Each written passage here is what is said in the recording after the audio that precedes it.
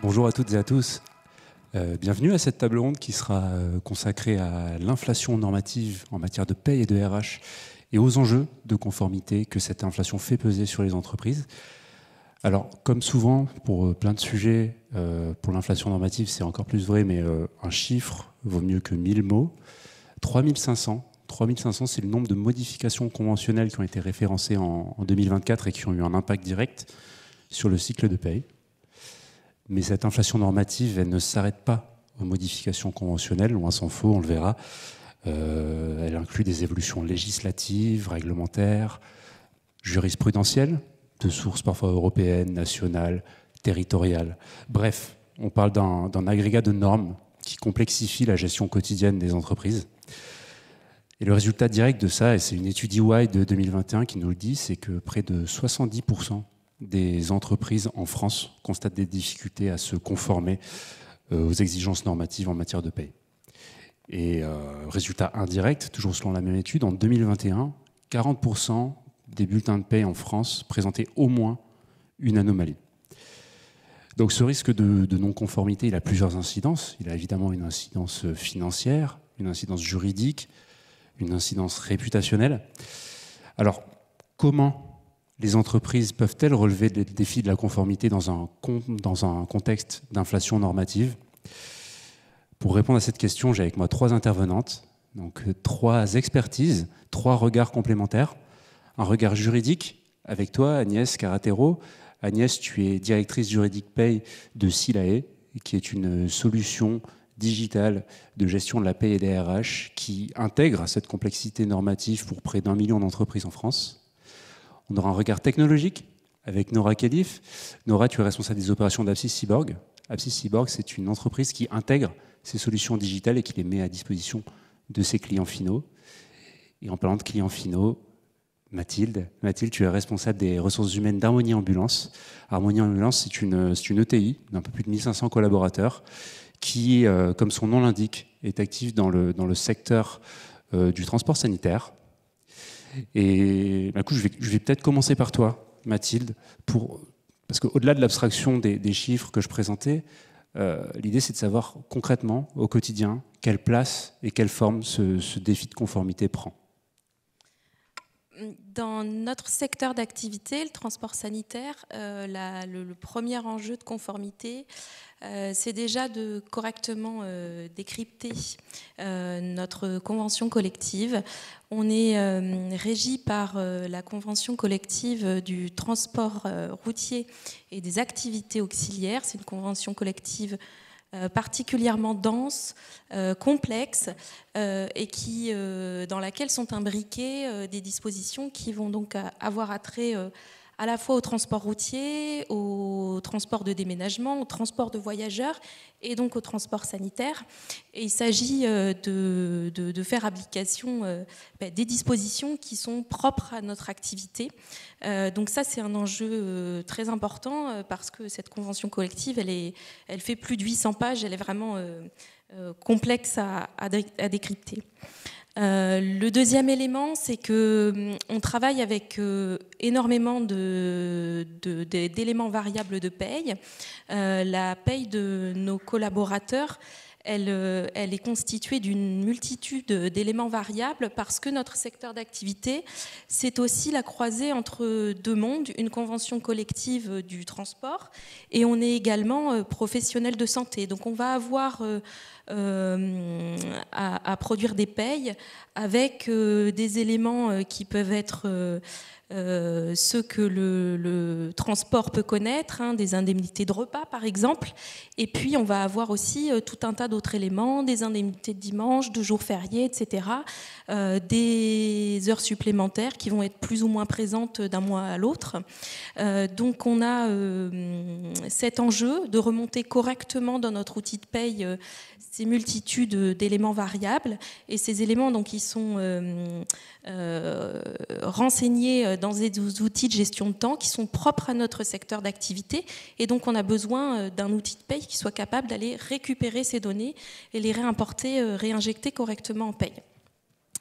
La conformité, elle est aussi propre à l'entreprise dans laquelle je travaille. On est dans une entreprise en développement constant qui fait l'intégration chaque année de nouvelles structures, qui rachètent des sociétés déjà existantes pour racheter les agréments de circulation qu'elles possèdent. Donc notre croissance, elle s'effectue en intégrant de nouvelles sociétés, en s'implantant dans de nouveaux départements, ce qui induit pour nous la création de nouveaux SIRET chaque année.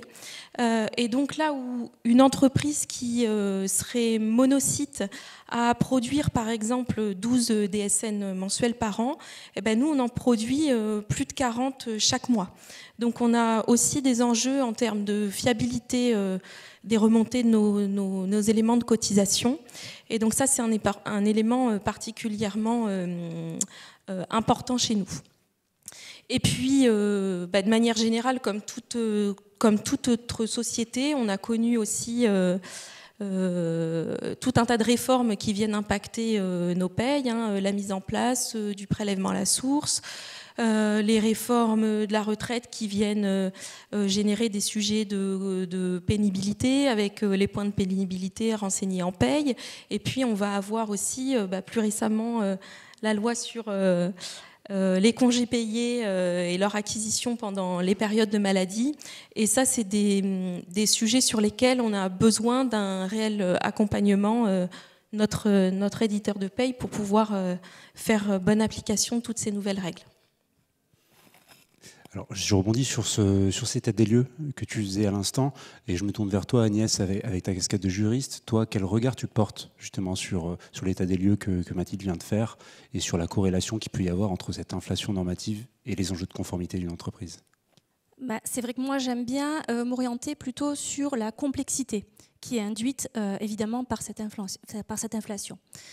Il faut savoir que la France détient un record mondial dont on se passerait bien d'ailleurs, celui de la championne de la complexité de la paye. Le dernier indice qui a été relevé, qui est fait tous les 3 ans par le cabinet Alight, met en exergue le fait que cette complexité s'est déjà accrue de 10% par rapport à 2021. Donc on est effectivement face à une législation qui est au sens large, qui est particulièrement complexe. Alors pourquoi ? Pourquoi est-ce qu'on est dans cette situation-là et pourquoi notamment au niveau de la paye ? En fait, ça s'explique par plusieurs causes. La première, et c'est ce que Mathilde vient de toucher du doigt, c'est que la paye, c'est la manipulation constante d'une multiplicité de sources juridiques. On fait à la fois du droit du travail, du droit fiscal, du droit de la sécurité sociale, et on touche même le droit européen, et notamment en matière de transport, puisqu'on sait que là, on mélange aussi les normes européennes avec les normes de notre droit interne. Donc ça, c'est une première cause qui est évidente et qui fait cette complexité. Il y a aussi le fait qu'on a tout le temps des chantiers d'envergure qui sont lancés par le gouvernement et qui vont avoir des impacts en paye. À chaque fois qu'il y a ce type de chantier, il y a forcément des impacts en paye. Là, je pense évidemment à quelque chose qui touche le conventionnel, mais qui est un chantier qui a été lancé par le gouvernement. C'est la restructuration des branches conventionnelles qui, sous le but effectivement de réduire le tissu conventionnel, a complexifié encore plus celui-ci. Donc ça, c'est aussi une des causes de la complexité face à laquelle on est au niveau de la paye. On a aussi toutes les nouveautés législatives récurrentes. Chaque année, on a une loi de finances et une loi de financement de la sécurité sociale. Donc des nouvelles normes qui arrivent à appréhender, à intégrer et qui ont des impacts en paye. On a le contexte économique aussi, qui joue directement sur cette complexité. À chaque fois qu'il y a une situation d'inflation, le gouvernement la prend en main en augmentant le SMIC, mais à chaque fois qu'on augmente le SMIC, ça a un impact sur la négociation au niveau conventionnel, la renégociation des grilles salariales. Donc, et là, il faut savoir quand même que depuis 2021, on a augmenté le SMIC plusieurs fois par an, donc on a augmenté cette complexité. Et puis évidemment, et je pense que c'est une cause aussi majeure, c'est qu'on est un pays de tradition de négociation sociale. Il y a un pouvoir qui est laissé aux partenaires sociaux de s'emparer de la norme. et qui fait qu'effectivement, là aussi, on va avoir de la complexité parce que cette négociation sociale, elle est intense, elle est protéiforme. Il y a la négociation au niveau national, au niveau régional, interrégional, interdépartemental, territorial, et à chaque fois, on rajoute et on complexifie. Il faut quand même savoir qu'il y a 98% des salariés qui sont couverts, qui relèvent d'une convention collective nationale. À titre d'exemple, ça tombe à 75% si on compare à l'Europe et à 35% si on compare au niveau mondial. Et en 2022, il y a eu 80% des conventions collectives qui ont été modifiées. Donc ça fait peser d'autant plus une responsabilité sur les épaules de celui qui prépare la paye. Et on sait qu'il est évident qu'il faut impérativement qu'il soit épaulé, tant au niveau de la veille, pour pouvoir être alerte sur la sortie de tous ces textes, qu'au niveau de l'analyse de ceux-ci. Alors, je vais revenir 2 secondes sur un chiffre que tu nous as donné en début de propos. 10% de complexité normative supplémentaire tous les 3 ans. Alors, Nora, toi, à ton niveau, est-ce que tu fais la corrélation entre cette complexité normative grimpante et l'adoption de solutions technologiques par les entreprises ? Exactement. C'est-à-dire qu'au fait, la paye est devenue de plus en plus complexe en France. Et du coup, on ne peut plus faire des bulletins à la main ou avec un logiciel basique, simple. On a besoin vraiment d'outils, et les entreprises ont besoin d'outils qui leur permettent de sortir des bulletins de paye conformes et d'outils qui leur permettent au fait de s'adapter à toutes ces évolutions et toutes ces complexités. Donc du coup, les entreprises sont, depuis notamment le Covid, à la recherche de solutions en SaaS et dont les mises à jour se font régulièrement et qui suivent toutes ces nouveautés légales. Donc nous, notre rôle, c'est au fait d'accompagner nos clients sur la mise à disposition de ces outils, en leur mettant en place ces outils, les conformités légales, mais en les intégrant dans leur système d'information et leur process interne. Alors, toi, Mathilde, tu es utilisatrice de ces solutions-là. Qu'est-ce que ça change, en fait, d'avoir un logiciel de paye qui comme Silae, qui gère 1500 bulletins de paye dans un environnement normatif très complexe tous les mois ?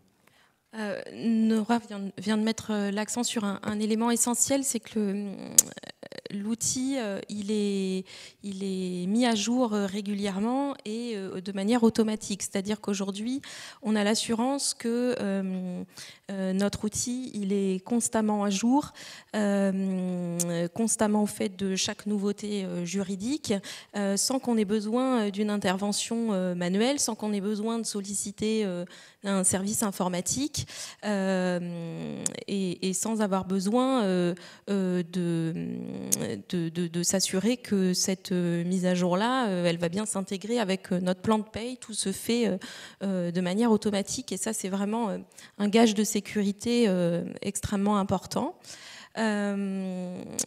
L'outil propose aussi d'autres éléments qui sécurisent largement la paye.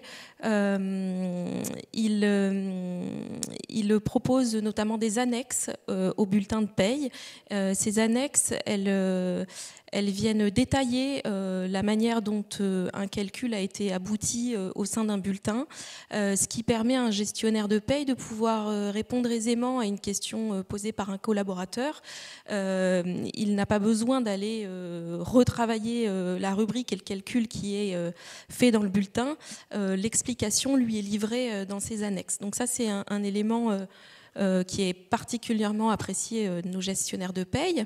Et puis, pour les personnes qui managent un service paye, il y a un autre élément important, c'est que l'outil permet de décomposer la production d'un bulletin avec un système de bulles de couleurs qui est extrêmement lisible et facile d'utilisation et qui permet de pouvoir suivre la progression de la production de nos bulletins. C'est-à-dire que vous allez avoir une bulle de couleur qui va correspondre à un état, bulletin à calculer, une autre bulle de couleur qui va vous dire que là, ce bulletin, il a été calculé mais qu'il est à recontrôler, et puis une autre bulle qui vous dira que ce bulletin, il a été mis en impression.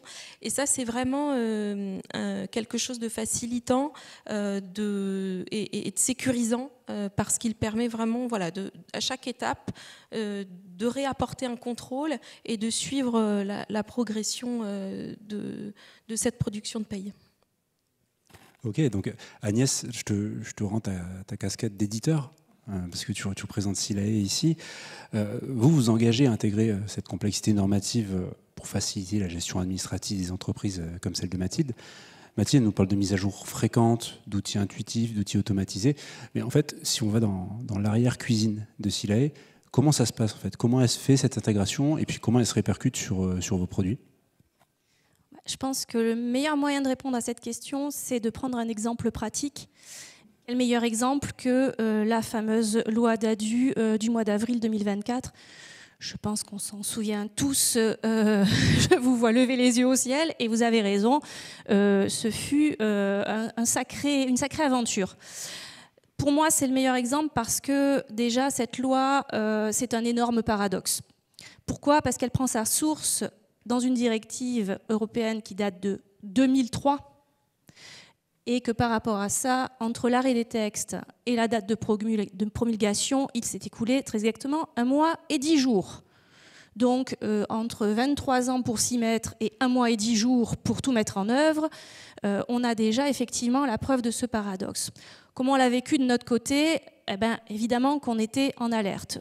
On avait connaissance de cette directive de 2003 et on savait, là je fais une petite aparté, une directive européenne, pour qu'elle soit applicable, opposable en droit interne, elle doit être transposée. Le véhicule habituel de la transposition en droit français, c'est la loi DADU. Il y en a eu, il y en aura encore. Ça veut dire simplement DADU, ça veut dire diverses dispositions d'adaptation du droit de l'Union européenne. Donc c'est le véhicule habituel utilisé pour transposer. Alors évidemment, quand au niveau européen on prend une directive, on s'attend à ce qu'elle soit appliquée et on donne un certain délai aux États membres pour l'appliquer. En moyenne, le délai est de 2 ans lorsqu'il n'est pas autre fixé directement par la directive. Donc là, on est, je vous le redis, à 23 ans depuis sa date effectivement d'adoption au niveau européen. La France avait déjà été condamnée justement pour ne pas avoir mis en œuvre cette directive. On l'avait suivie. On savait aussi qu'il y avait un remous au niveau des juridictions avec, on va dire que pour prendre un langage un peu trivial, la Cour de cassation poussée quand même pour que le gouvernement fasse quelque chose. Mais on était très embêtés. Pourquoi? Parce que les dispositions de la directive de 2003, elles rentraient en collision frontale avec notre droit interne, puisque je ne vous apprends rien en vous disant que dans la directive, on venait dire que pendant la maladie, n'importe quelle maladie, on pouvait acquérir des congés payés, alors qu'en France, on distinguait sur l'origine de la maladie. Donc là, il y avait une contradiction totale, d'où effectivement cette difficulté pour prendre la décision d'aller transposer ceci. Donc on savait que ça bougeait un peu, on savait que la Cour de cassation poussait. Le premier séisme, ça a été évidemment les arrêts du 13 septembre 2023 de la Cour de cassation, où là effectivement celle-ci pousse les murs, utilise par un biais, un petit truchement d'un autre texte européen, la possibilité de venir dire bon ben moi je dis que on peut acquérir des congés payés pendant la maladie non professionnelle. Et quand je parle de séisme, je pèse mes mots parce que à partir de cette date, quand même, on s'est trouvé dans une situation d'insécurité juridique totale. Ben oui, pourquoi? Parce que d'un côté, on avait une jurisprudence de la Cour de cassation qui est invocable par tous les justiciables qui nous disait oui, c'est possible. Et de l'autre, on avait notre Code du travail invocable par tous les justiciables qui disait non, pas du tout. Donc là, partant de là, on savait très bien qu'il fallait et que le gouvernement allait bouger. Par contre, on ne savait pas quand. On a été obligé effectivement d'être, j'allais dire, sur les dents quasiment tous les jours à partir de cette date-là, parce que forcément que ça allait bouger. Alors, on a quand même proposé une solution au niveau du produit pour les utilisateurs qui souhaitaient appliquer la jurisprudence. Il y avait la possibilité de continuer tel que, mais également de suivre la position jurisprudentielle. Ça a été fait assez rapidement, puisque à peu près 1 mois après l'arrêt de la Cour de cassation, c'était disponible sur option évidemment pour nos utilisateurs. Et nous, pendant ce temps, on avait les yeux braqués sur le gouvernement, on attendait que ça bouge. Et on a attendu un peu quand même, jusqu'au 15 novembre 2023, et là on se dit génial, loi DADU, formidable. On sait que c'est ce qui est utilisé pour transposer les dispositions européennes. On se jette littéralement dessus. On l'a lu, hein. On l'a lu, relu plusieurs fois, on a cherché et recherché. Malheureusement, il n'y avait rien concernant les congés payés de près ou de loin. Donc, on a continué à être en attente. On a eu de mémoire, fin 2023, une annonce du gouvernement de l'époque, notre Premier ministre, Madame Borne, qui nous a dit « Oui, on va faire quelque chose l'année prochaine ». Sympathique, ça fait quand même 12 mois, une année, hein, pour s'y préparer. Donc, bon gré mal gré, on a commencé quand même à avoir quelques perspectives. On a commencé à projeter certaines solutions pour ne pas être pris de court et être justement ultra réactif. Et puis, il a fallu qu'on attende le mois de mars 2024. On était déjà à 6 mois de période d'insécurité depuis l'arrêt de la Cour de cassation. Et date importante, le 13 mars 2024, un avis rendu par le Conseil d'État. Alors à la base, on ne regarde pas trop ce que c'est, mais là pour le coup c'était important parce que ce n'était pas tant l'avis qui est important, mais sur quoi portait l'avis ? C'était sur un projet d'amendement du gouvernement à la loi Dadu, et ce fameux projet d'amendement portait sur la transposition des dispositions de la directive européenne de 2003. Enfin. Donc, dès que c'est sorti, évidemment, on a été dessus, on a analysé, on a commencé à voir si ça croisait certaines de nos projections. L'amendement en question a été déposé 2 jours plus tard, et c'est là où je vous dis qu'il y a une grosse contradiction entre l'ancienneté de la directive de 2003 et la fulgurance sur la fin, hein, sur le bout avant la promulgation. 15 mars, projet d'amendement, et promulgation de la loi 24 avril. Donc là, c'est allé d'un coup, on a eu un coup d'accélérateur particulièrement rapide. Puis en plus, c'était sympathique au mois d'avril, alors qu'on sait que la période d'acquisition des congés payés, quand même, ça se finit au mois de mai.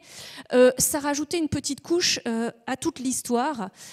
Donc, la force qu'on a eue dans tous ces événements-là, c'est qu'on était à l'avant-garde, on avait mis tout le monde sur le coup, on a quand même une force de frappe assez importante pour justement faire cette veille minutieuse, être attentif aux rumeurs, aux prémices, aux bruits, pour pouvoir tout de suite se dire « Ok, ça va bouger, regarde un peu ce que ça peut donner, regardons comment on peut faire ».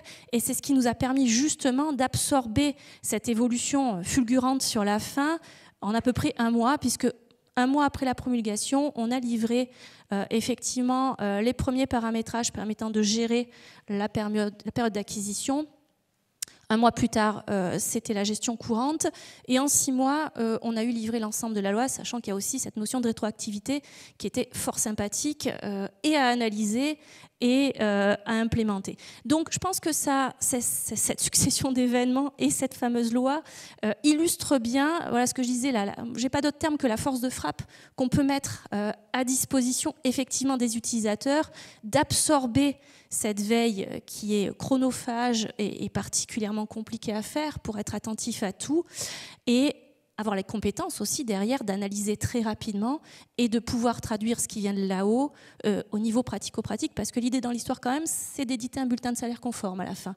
Et c'est vraiment là-dessus où on a cette valorisation au niveau de ce qu'on fait. Et tu parlais de force de frappe justement pour démêler en 1 mois un énorme nœud jurisprudentiel, législatif, de sources européennes avec transposition dans le droit national. Force de frappe, c'est combien de personnes à peu près pour faire ça ? Alors, à peu près une 12aine de personnes. Et combien de mises à jour produits pendant tout cet épisode-là ? Tu as une idée à peu près ? Pendant cet épisode-là, on a continué à livrer, parce qu'on n'a pas fait que ça en plus, hein, la force dans l'histoire, c'est qu'on a continué à faire toutes les mises à jour, parce que la négociation collective et les normes ne se sont pas arrêtées pendant cette période-là. Donc on a continué à faire autant de mises à jour que possible.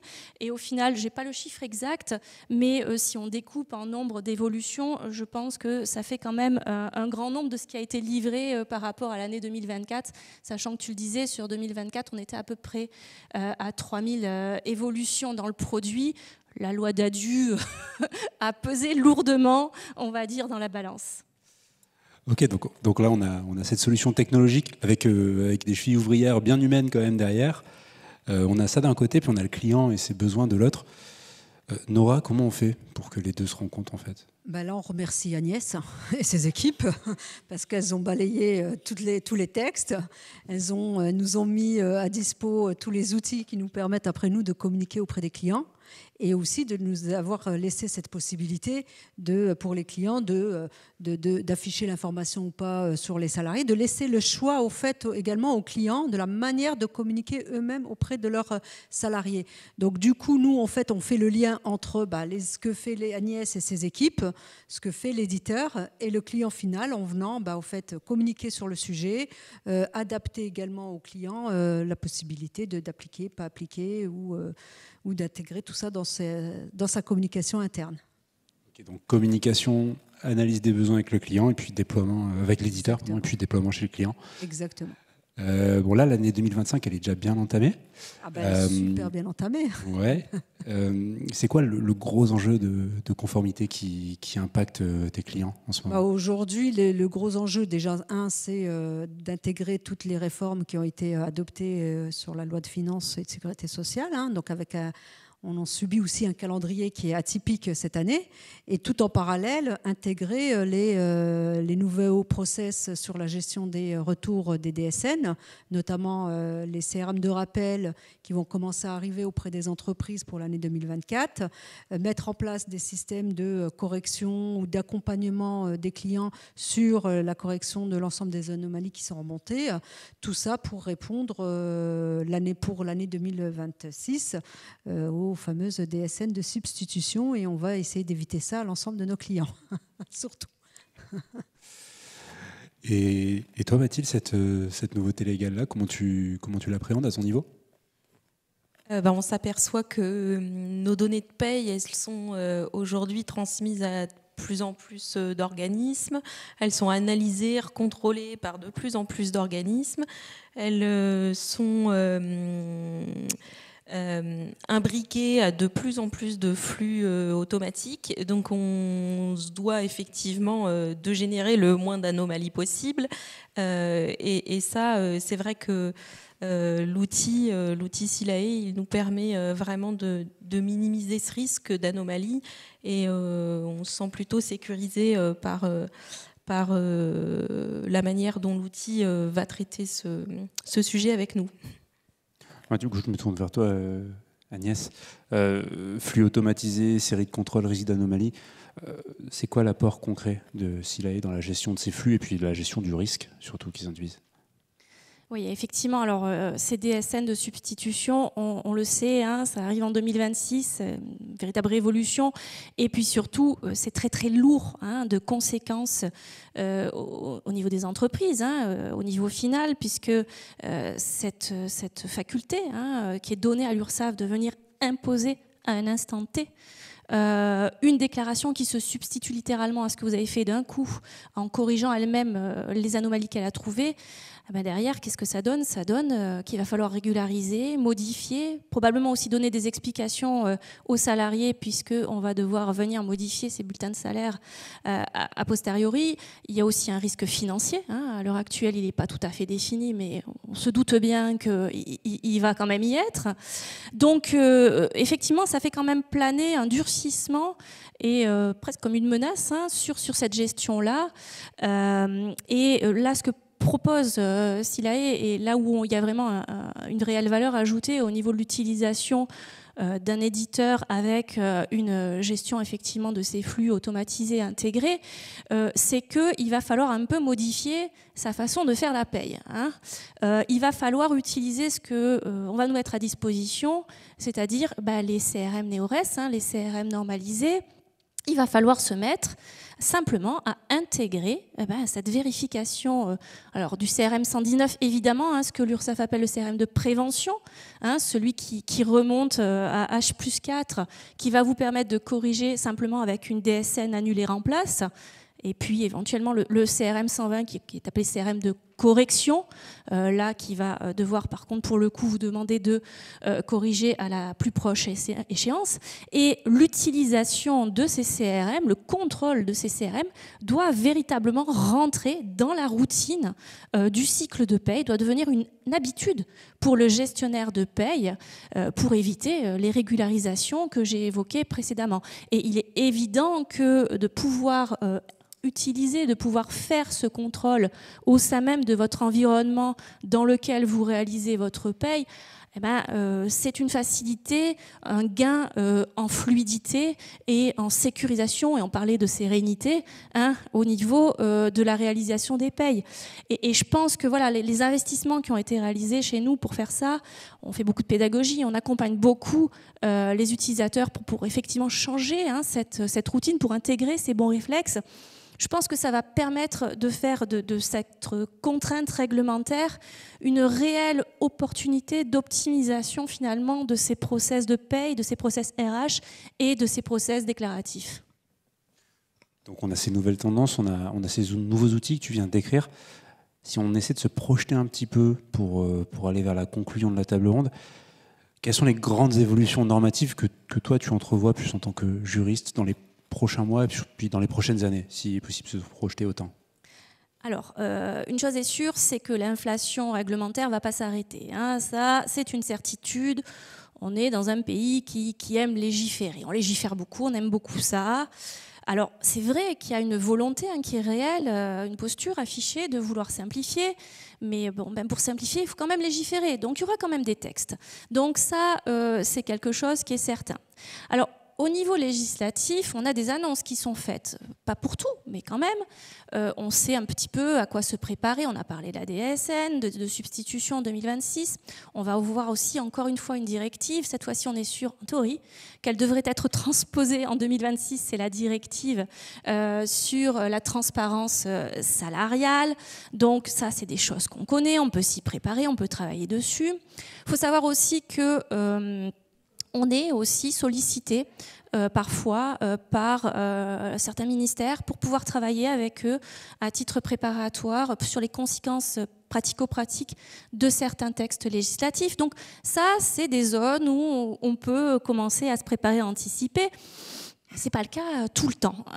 Et si je me place maintenant au niveau conventionnel, alors là, j'aimerais carrément avoir une boule de cristal, parce que là, pour le coup, c'est quand même très, très compliqué de savoir quel partenaire social est en train de discuter avec quel autre partenaire social. Cette négociation sociale, elle est tellement complexe, je vous l'ai dit tout à l'heure, et tellement protéiforme, que c'est très, très, très compliqué d'obtenir des informations avant que le texte ne sorte. Donc généralement, on est plutôt mis devant le fait accompli que j'aimerais bien vous annoncer là, attention, vous savez que bientôt on va avoir telle révision dans telle convention collective, c'est pas possible. Mais j'aimerais, mais c'est pas le cas. Donc malheureusement, voilà, je peux pas vous faire d'annonces fracassantes aujourd'hui. Par contre, ce que je peux vous dire et vous assurer, c'est que comme on fait ça quotidiennement, quand je parle de quotidiennement, c'est toute la journée pour mon équipe, on a quand même développé une façon de faire notre veille qui fait que on est capable de réagir très très rapidement. On a des process qui font que non seulement dans la mise en œuvre de notre veille, mais aussi dans l'interprétation, l'analyse et l'implémentation des impacts. Je vous ai parlé de force de frappe tout à l'heure, c'est littéralement le cas. On est capable d'absorber les évolutions très rapidement et de réagir aussi très rapidement, puisqu'on en a parlé, les mises à jour, c'est toutes les semaines. Donc toutes les semaines, vous allez retrouver effectivement la norme telle qu'elle a été rendue, telle qu'elle a été publiée, de façon à avoir effectivement la conformité, la sérénité dans l'établissement de vos payes. Et c'est ce qui fait effectivement notre renommée. Donc il y a les évolutions qu'on voit venir. Il y a la transposition de la directive transparence salariale, par exemple, dont tu parlais, qui viendra en 2026. Puis il y a les évolutions qu'on ne voit pas. Bon, il y a le pare-feu s'il a est pour ça, si j'ai bien compris. Mais côté utilisateur et puis côté intégrateur, dans quel état d'esprit on se trouve par rapport à ça? Est-ce que vous êtes plutôt sereine par rapport à cette zone d'incertitude? Est-ce que vous êtes vigilante?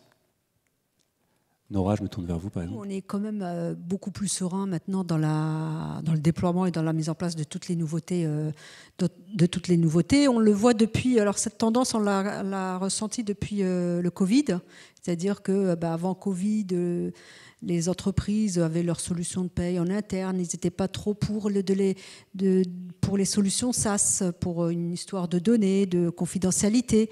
Et le Covid est passé par là, avec toutes les réformes qu'on a connues sur la mise en application de l'activité partielle, avec des changements la veille pour le lendemain. Donc du coup, de plus en plus d'entreprises sont retournées vers ce type de solution, de se dire on veut être sécurisé sur le traitement de la paye avec des solutions qui sont mises à jour régulièrement.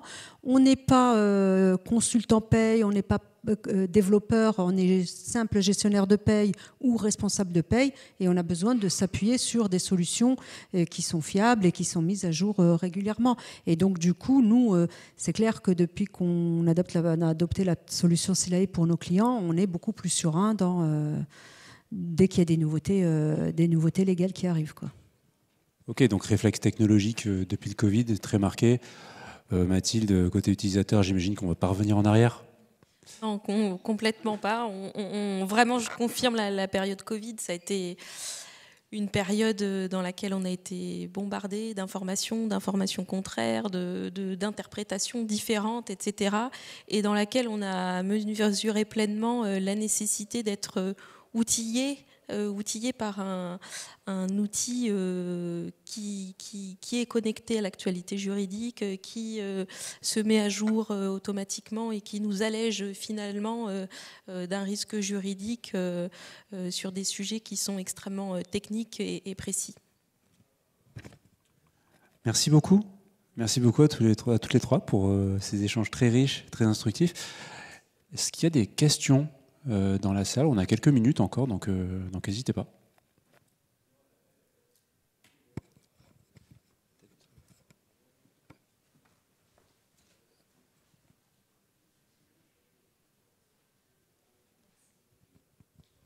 Bonjour.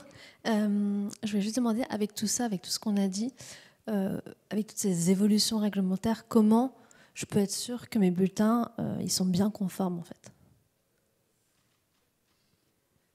Côté intégrateur, je dirais que l'avantage qu'on a quand on est dans une solution SaaS comme celle de Silae, c'est qu'on a nos taux qui sont à jour régulièrement. Je vais prendre le cas de la loi de finances 2025 qui a été votée tardivement et avec des mises en application avec un effet rétroactif, soit en janvier, soit sur février. Donc le fait d'être sur une solution de ce type, on a tout de suite les régularisations qui sont mises à jour sur le bulletin de paye, et le fait d'éditer le bulletin un peu détaillé avec, comme disait Mathilde, d'avoir les petites alertes, les pop-up de détails de calcul, ça me permet d'avoir quand même un détail de calcul et d'avoir une paye quand même qui répond plus conforme sur aujourd'hui. Non, j'allais dire qu'il faut savoir que tout ce qui est implémenté dans le produit est passé entre les mains du service juridique, justement pour en garantir la conformité. Donc si c'est mis à jour, si c'est implémenté, ça veut dire que c'est conforme, ce qui garantit quand même une certaine sérénité dans ce qui ressort après sur le bulletin de paie. Est-ce qu'il y a d'autres questions dans la salle?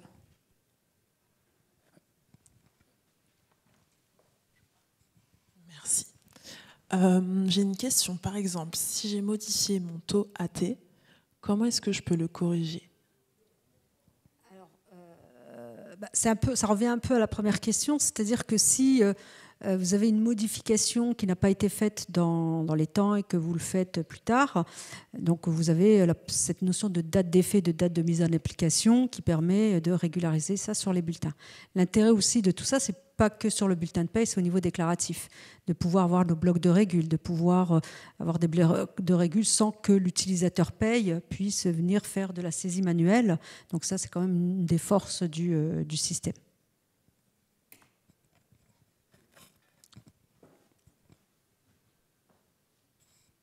Merci pour cette présentation très claire. Juste, je rebondis sur la question qu'il y a eu tout à l'heure, comment être sûr que les bulletins soient corrects.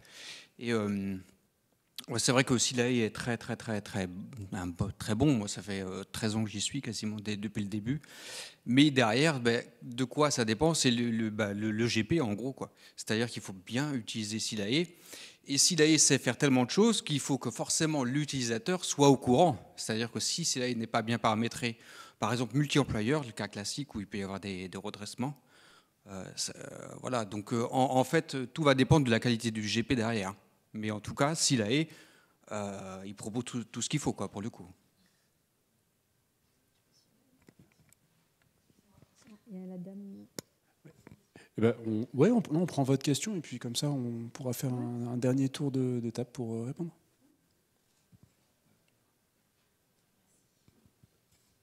Bonjour, Virginie Dumontant, je suis directrice des ressources humaines. On a un prestataire de paye, Fiteco, qui travaille avec Silae. Et j'ai une question, parce que souvent donc, il y a des modifications, des mises à jour qui ont lieu automatiquement. On n'a pas forcément l'information. Parfois, quand on fait du contrôle, on voit qu'il y a des changements qui ont eu lieu. J'aimerais savoir si, quand vous faites des mises à jour automatiques, est-ce qu'il y a des alertes qui sont envoyées directement aux prestataires et qu'eux, ils pourraient nous remettre pour qu'on soit informés des changements avant qu'elles aient lieu, voire qu'on puisse même avoir la main sur le timing, même si ça s'impose à nous, mais voilà. Merci. Alors, l'outil vous permet de consulter les mises à jour qui sont faites. Alors, en fonction des droits que Fiteco vous met à disposition, vous avez la possibilité de consulter toutes les mises à jour qui ont été faites sur l'outil, qu'elles soient légales ou conventionnelles. Après, effectivement, c'est à quel moment vous allez calculer vos bulletins dans vos process de paye. Ça va peut-être rejoindre ce que monsieur, vous étiez en train de dire, qu'effectivement, Silae est très, très super depuis une dizaine d'années. Mais ensuite, le gestionnaire paye, c'est son process de paye. Je sais que des mises à jour sont faites toutes les semaines. À quel moment je vais lancer mes calculs, valider mes bulletins. À quel moment je valide définitivement et je ne reviens pas dessus. L'autre, effectivement, filet de sécurité, c'est que Silae permet de revenir dessus. Donc, si je n'ai pas fait mes virements, pas lancé mes DSN, est-ce que je lance un recalcul? Mais toutes les informations, vous les avez dans l'outil. Est-ce que votre prestataire, vous les avez mis à disposition? Ça, c'est autre chose. Donc, il faut faire le point avec votre prestataire. Et puis, bien sûr, le process de paye, le cycle de paye qui est important aujourd'hui avec des solutions de ce type SaaS où les mises à jour sont faites régulièrement, chose qu'on n'avait pas forcément sur des solutions on-premise ou autres. Et pour rebondir sur votre question, monsieur, Agnès, je me tourne vers toi. Quel est le lien que vous entretenez justement et comment vous entretenez le lien avec la communauté des gestionnaires de paye? Alors, il faut savoir que dans le service dans lequel je travaille, on a des anciens gestionnaires de paye. Et c'est très important pour nous de combiner plusieurs profils métiers pour avoir justement toutes les compétences qu'il faut, de l'analyse d'un texte dont on sait que parfois c'est très théorique, jusqu'à la fin, et comme je disais tout à l'heure et j'insiste, le but de l'opération, c'est d'éditer un bulletin de salaire juste. Donc c'est pour ça qu'on a des gestionnaires de paye qui travaillent avec nous, donc, qui ont la vision de ce qui va, en bout de ligne, être important pour le gestionnaire de paye, de ce qui va devoir avoir l'œil dessus, de ce qui va devoir être contrôlé. Donc ça, c'est une première chose. La deuxième, c'est qu'on est très sensible aussi aux évolutions qui peuvent être apportées pour justement faciliter le travail du gestionnaire de paye et lui permettre d'avoir tous les outils à sa disposition pour que, effectivement, il doit pouvoir savoir se servir de l'outil comme il faut, mais on doit lui donner aussi les moyens de le faire. Donc, vous savez qu'on a une base de connaissances quand même qui est à disposition. Alors, c'est vrai qu'il y a beaucoup de choses dedans, il y a tout ce qui peut être utilisé. On l'enrichit au maximum en se posant toujours la question de savoir quel est l'impact que ça peut avoir au niveau du gestionnaire de paye. Quelle est la question qui va se poser? Je suis en train de transposer un truc fumeux qui date de 2003, européen, pour le gestionnaire de paye, pour faire son bulletin de salaire, ça veut dire quoi? Et c'est pour ça que dans cette base de connaissances, on essaie au maximum à la fois d'avoir un côté ultra pratique, ultra technique, mais en même temps de donner beaucoup d'informations au niveau juridique, d'expliquer pourquoi on part d'une directive européenne de 2003 et on arrive à l'obligation d'aller calculer les congés payés d'une certaine manière si c'est en maladie non professionnelle ou d'une autre si c'est en maladie professionnelle. Donc on a quand même toujours les yeux rivés là-dessus. On a aussi des outils où on essaie de collecter ce qui peut remonter au niveau des gestionnaires de paie. Vous savez qu'on a une communauté sur laquelle on peut mettre des idées qui sont votées. On a travaillé avec nos équipes très récemment d'ailleurs sur une idée qui rejoint la question de madame, c'est la possibilité de mettre en surbrillance dans votre dossier dès qu'effectivement il y a une mise à jour qui est arrivée sur une convention collective que vous utilisez. Et ça, c'est des choses qui nous sont remontées effectivement par la pratique, par les gestionnaires de paye, dont on tient compte et qu'on essaie tous les jours de mettre au cœur de nos préoccupations. Est-ce qu'il y a d'autres questions ? Écoutez, merci beaucoup. Merci pour votre attention. Merci pour ces échanges. Merci. Merci. Bon courage alors. Bon courage. Merci beaucoup. Bonne poursuite de salon.